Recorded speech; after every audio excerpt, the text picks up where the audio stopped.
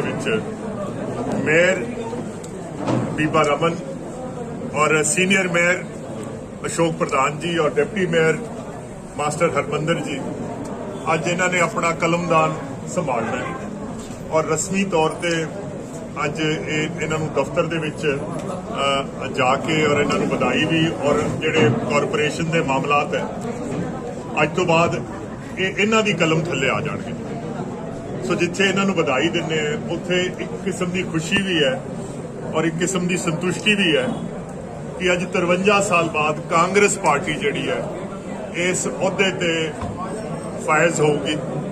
और इस गल की बड़ी खुशी है। और परमात्मा अगे ये अरदास भी करते हैं कि परमात्मा ये जिहड़े काउंसलर बन के आए हैं ये जो इम्तिहान अगले 5 साल इन्होंने देना है ये अपने इम्तिहान दे विच कामयाब रहन और जिन्ना ख्वाहिशातां नाल और जिन्ना आसां नाल लोकां ने इन्हां चुन के भेजा कि लोकां दीयां आसां ते खरे उतरन। जी वैक्सीन की कमी दसी जा रही है कोरोना महामारी के केंद्र सरकार को मांग की है जी। और जिस तरह मैं काउंसलरां नाल भी जो गल कर रहा सी मैं एक गल कही सी कि हिंदुस्तान के जिन्ने भी मसले है या इशूज है जे आपां इन्हां नूं सारिआं नूं इकट्ठा कर लईए ते दूजे पासे जिहड़ा मसला करोना है इहनूं रख दईए तो मैनूं लगदा करोना अज हिंदुस्तान के तमाम मसलिਆਂ नालों भारी हो और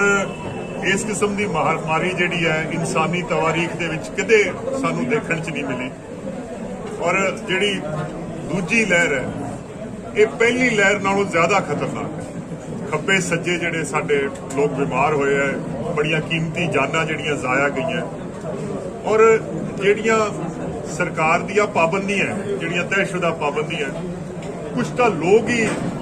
उस तो थक गए हैं या क्योंकि साल सवा साल हो गया लोग उकता गए हैं कंप्लायंस की फटीग हो गई है। इनफोर्समेंट जिहड़ी है इनफोर्समेंट की भी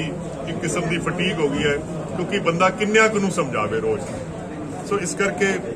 अज असीं यही फैसला किया है कि जिथों तक बठिंडे का सवाल है असीं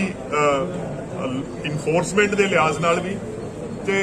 लोकां नूं पाबंदियां जिहड़े फायदे हो सकते हैं क्योंकि ये जिहड़ा जिस तरह मैं अर्ज की कि ये जिहड़ी दूजी लहर है कोरोना की ये पहली लहर नालों बहुत ज्यादा खतरनाक है। सानू ये तो सी कि जिहड़ी पहली लहर सी इहदे नाल जिहड़े साडे हस्पताल या जिहड़े हॉस्पिटल इक्विपमेंट है वेंटीलेटर है बैड है इहदे तो बहुत ज्यादा इजाफा हो चुका है पर हुण जिहड़ी गुंजाइश हुण दिनां दी नहीं घंटियां दी रह चुकी है क्योंकि जिस तरीके नाल मरीज हस्पतालां च आ रहे हैं लोकां दी इन्फेक्शन वध रही है और इन्फेक्शन का जिहड़ा रेट वध रहा है। सो अज इस मीटिंग तो बाद असी अगली मीटिंग कोविड का रिव्यू है और कल सीएम साहब नाल भी सीएम साहब ने भी रिव्यू लिया है और जिथों तक जिहड़ा वैक्सीनेशन का अमल है ये तेजी किवें आ सकती है और वैक्सीनेशन हुण तुसीं अखबारां च पढ़िया होना भारत सरकार ने कहा भी स्टेट जिहड़े है ये खरीद भी सकते हैं और दुनिया के कितों भी ये वैक्सीन मिलती है और पंजाब सरकार ने फैसला किया कि वैक्सीनेशन जिहड़ी है ये लोकां नूं मुफ्त दित्ती जाएगी। और मैं सीएम साहब ने मैनूं हिदायत की है कि पहले फेज दे विच घट्टो घट्ट 1000 करोड़ रुपया इहदे वास्ते साडे खजाने चों ताकि लोकां नूं और लोकां नूं मैं अज तुहाडे राहीं ये अपील करूंगा कि वैक्सीनेशन तो घबराउणा नहीं। ये वैक्सीनेशन जिहड़ी है तुहाडी हिफाजत वास्ते है इहदे फायदे है जिहड़े बंदे वैक्सीनेशन च आ जांदे हैं उन्हां दे सिम्पटम जिहड़े है वो बड़े माइल्ड हो जाते हैं और वैक्सीनेशन का अमल है ये जिन्नी तेजी आ सकती है और जिन्नी छेती सानू दवाई मिल जाएगी और कल्ली ये नहीं कि जी भारत सरकार वालों आती है जी देश विदेशों चो भी दवाई आनी है वो असी खरीद के और पंजाब के लोगों को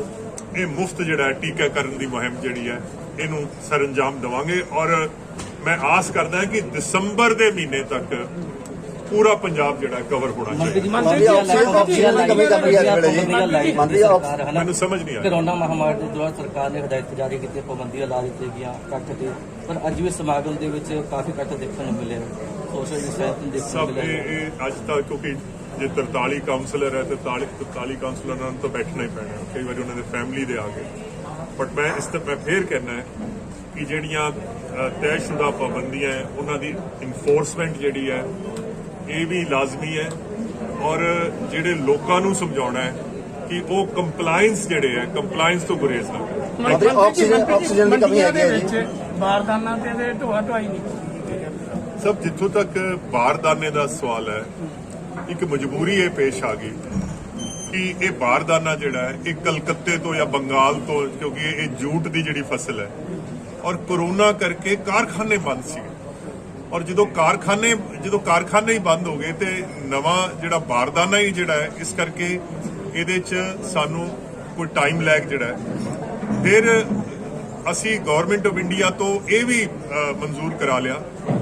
ਕਿ ਜੇ ਬਾਰਦਾਨਾ ਜਿਹੜੀਆਂ ਬੋਰੀਆਂ, ਜਿਹਨੂੰ ਜੂਟ ਦੀਆਂ ਬੋਰੀਆਂ, ਜੇ ਇਹ ਨਹੀਂ ਮਿਲ ਸਕਦੀਆਂ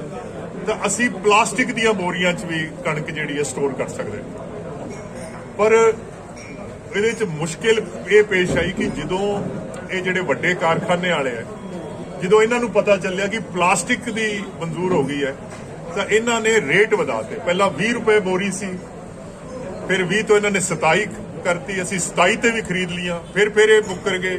ਫਿਰ ਇਹਨਾਂ ਨੇ 28.5 ਤੇ ਕਰਤੀ, ਅਸੀਂ 28.5 ਤੇ ਵੀ ਬੋਰੀ ਖਰੀਦਣ ਨੂੰ ਤਿਆਰ ਹੈ, ਇਹਨਾਂ ਨੇ ਫੇਰ ਉੱਤੇ ਕਰਤੀ। ਹੁਣ ਗਵਰਨਮੈਂਟ ਨੇ, ਕਿਉਂਕਿ ਇਹ ਜਿਹੜਾ ਝੋਨਾ ਤੇ ਕਣਕ ਹੈ ਇਹ ਪੰਜਾਬ ਸਰਕਾਰ ਦਾ ਮਾਲ ਨਹੀਂ ਹੈ, ਇਹ FCI ਦਾ ਮਾਲ ਹੈ ਜਾਂ ਗਵਰਨਮੈਂਟ ਆਫ ਇੰਡੀਆ ਦਾ ਹੈ। ਹੁਣ ਇਹਨਾਂ ਨੇ ਸਾਨੂੰ ਅਲਾਉ ਕਰਤਾ ਹੈ ਕਿ ਅਸੀਂ ਪੁਰਾਣਾ ਬਾਰਦਾਨਾ ਹੈ ਇਹ ਵੀ ਵਰਤ ਸਕਦੇ ਹਾਂ। 60% ਝੋਨਾ ਜਿਹੜਾ ਹੈ ਖਰੀਦਿਆ ਜਾ ਚੁੱਕਿਆ, 40% ਜਿਹੜਾ ਹੈ, ਔਰ ਕਿਸਾਨਾਂ ਨੂੰ ਇਹ ਮਜਬੂਰੀ ਸਮਝਣੀ ਚਾਹੀਦੀ ਹੈ ਕਿ ਕੋਵਿਡ ਦੀ ਵਜ੍ਹਾ ਨਾਲ ਜੇ ਬਾਰਦਾਨਾ ਜੇ ਬਾਜ਼ਾਰ 'ਚ ਹੀ ਹੈ ਨਹੀਂ, ਜੇ ਮੰਡੀ 'ਚ ਹੀ ਹੈ ਨਹੀਂ, ਤਾਂ ਫਿਰ ਉਹਦੇ ਵਾਸਤੇ 1-2 ਦਿਨਾਂ ਦਾ ਟਾਈਮ ਲੈਗ ਜਿਹੜਾ ਹੋ ਸਕਦਾ ਹੈ। ਪਰ ਕੈਪਟਨ ਅਮਰਿੰਦਰ ਸਿੰਘ ਖਾਸ ਕਰਕੇ, ਕਿਉਂਕਿ ਸਾਡਾ ਤਾਂ ਸਭ ਤੋਂ ਵੱਡਾ ਜਿਹੜਾ ਇੱਕ ਕਿਸਮ ਦੀ ਜਿਹਨੂੰ ਯੂਨੀਕ ਸੈਲਿੰਗ ਪੁਆਇੰਟ USP ਕਹਿ ਦਿੰਦੇ ਆ ਕੈਪਟਨ ਸਾਹਿਬ ਦਾ, ਕਿ ਜਦੋਂ ਕੈਪਟਨ ਸਾਹਿਬ ਦੀ ਸਰਕਾਰ ਹੁੰਦੀ ਹੈ ਤਾਂ ਕਿਸਾਨ ਦੀ ਜਿਹੜੀ ਫਸਲ ਦਾ ਮੰਡੀਕਰਨ ਹੈ ਉਹ ਬਹੁਤ ਸੁਥਰਾ ਚੱਲਦਾ ਹੈ। ਮਜਬੂਰੀ ਇਹ ਹੈ ਕਿ ਜੇ ਬਾਰਦਾਨਾ ਹਿੰਦੁਸਤਾਨ 'ਚ ਬੜਿਆ ਹੀ ਨਹੀਂ, ਜੇ ਫੈਕਟਰੀਆਂ 'ਚ ਲੌਕਆਊਟ ਹੋ ਗਿਆ, ਔਰ ਇਹ ਲੌਕਆਊਟ ਹੋ ਗਿਆ ਕੋਰੋਨਾ ਦੀ ਵਜ੍ਹਾ ਨਾਲ, ਤਾਂ ਇਹ ਤਾਂ ਫਿਰ ਹੁਣ ਆਪਣੇ ਟਾਈਮ ਨਾਲ ਹੀ ਪੂਰਾ ਹੋਏਗਾ। ਮੈਂ ਸਮਝਦਾ ਕਿ ਹਫਤੇ ਦੇ ਵਿੱਚ ਇਹ ਬਾਰਦਾਨਾ ਜਿਹੜਾ ਸਾਰਾ ਪੂਰਾ ਹੋ ਜਾਏਗਾ। ਆਕਸੀਜਨ ਦੀ ਸਰ ਕਮੀ ਹੈ ਜੀ, ਹਰਿਆਣਾ ਨੇ ਜਵਾਬ ਦਿੱਤਾ ਆਕਸੀਜਨ ਦੇਣ ਤੋਂ, ਔਰ ਪੰਜਾਬ ਦੇ ਵਿੱਚ ਜਿਹੜੀ ਇੱਥੇ ਬਠਿੰਡਾ ਦੇ ਵਿੱਚ ਵੀ ਇੱਕ ਪਲਾਂਟ ਲੱਗਿਆ ਗਿਆ, ਉਹਦੀ ਪ੍ਰੋਡਕਸ਼ਨ ਬਹੁਤ ਘੱਟ ਹੈ। ਸੋ ਬਠਿੰਡਾ ਦਾ ਜਿਹੜਾ ਪਲਾਂਟ ਹੈ, ਔਰ ਮੈਂ DC ਸਾਹਿਬ ਨਾਲ ਮੀਟਿੰਗ ਮੈਂ ਪਬਲਿਕ ਮੀਟਿੰਗ 'ਚ ਵੀ ਗੱਲ ਕਹੀ ਸੀ ਕਿ ਉਹਦਾ ਸਾਰਾ ਜਿੰਨਾ ਵੀ ਉਹਦੀ ਪ੍ਰੋਡਕਸ਼ਨ ਹੈ ਉਹ ਬਠਿੰਡੇ ਜ਼ਿਲ੍ਹੇ ਵਾਸਤੇ ਅਸੀਂ ਰੱਖਣੀ ਹੈ, ਔਰ ਇਹ ਇਨਸ਼ੋਰ ਕਰਾਂਗੇ। ਔਰ ਅੱਜ ਕੱਲ ਥੋੜੀ ਜਿਹੀ ਕਮੀ ਆਈ ਸੀ, ਅੱਜ ਫੇਰ ਪੂਰੀ ਹੋ ਗਈ ਹੈ, ਔਰ ਅਸੀਂ ਇਨਸ਼ੋਰ ਕਰਾਂਗੇ ਕਿ ਆਕਸੀਜਨ ਦੀ ਵਜ੍ਹਾ ਨਾਲ, ਵੈਂਟੀਲੇਟਰ ਦੀ ਵਜ੍ਹਾ ਨਾਲ, ਬੈੱਡ ਦੀ ਵਜ੍ਹਾ ਨਾਲ ਕੋਈ ਕੀਮਤੀ ਜਾਨਾਂ ਜਿਹੜੀਆਂ ਉਹ ਜ਼ਾਇਆ ਨਾ ਜਾਣ। ਜੋ ਪਰਮਾਤਮਾ ਦੇ ਵਾਸਤੇ ਉਹਦੇ ਤਾਂ ਸਭ ਨੇ ਜ਼ੋਰ ਨਹੀਂ ਹੈ, ਬਟ ਜੋ ਇੱਕ ਸਰਕਾਰ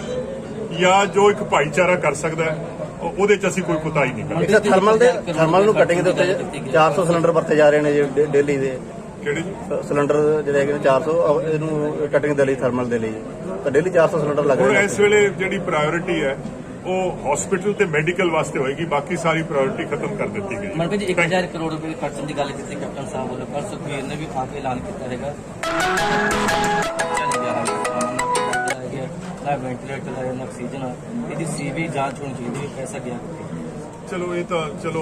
ਸਿਆਸੀ ਸ਼ੋਖਾਬਾਜ਼ੀ 'ਚ ਜਿਹੜੇ ਬਿਆਨ ਹੁੰਦੇ ਇਹਦਾ ਤਾਂ ਮੈਂ ਜਵਾਬ ਕੀ ਦਊਂਗਾ, ਪਰ ਮੈਂ ਅੱਜ ਪੰਜਾਬ ਦੀ ਪ੍ਰੈਸ ਨੂੰ ਕਹਾਂਗਾ ਕਿ ਜਿਹੜੀ ਵੈਕਸੀਨ ਹੈ, ਜਿਹੜੇ ਇਹ ਟੀਕੇ ਹੈ, ਹਿਫਾਜ਼ਤੀ ਟੀਕੇ ਹੈ ਕੋਰੋਨਾ ਦੇ, ਉਹ ਤਕਰੀਬਨ 1000 ਕਰੋੜ ਦੀ ਲਾਗਤ ਨਾਲ ਅਸੀਂ ਕੋਸ਼ਿਸ਼ ਕਰਾਂਗੇ ਕਿ ਦਸੰਬਰ ਤੱਕ ਸਾਰਾ ਪੰਜਾਬ ਜਿਹੜਾ ਕਵਰ ਕਰੇ। Thank you.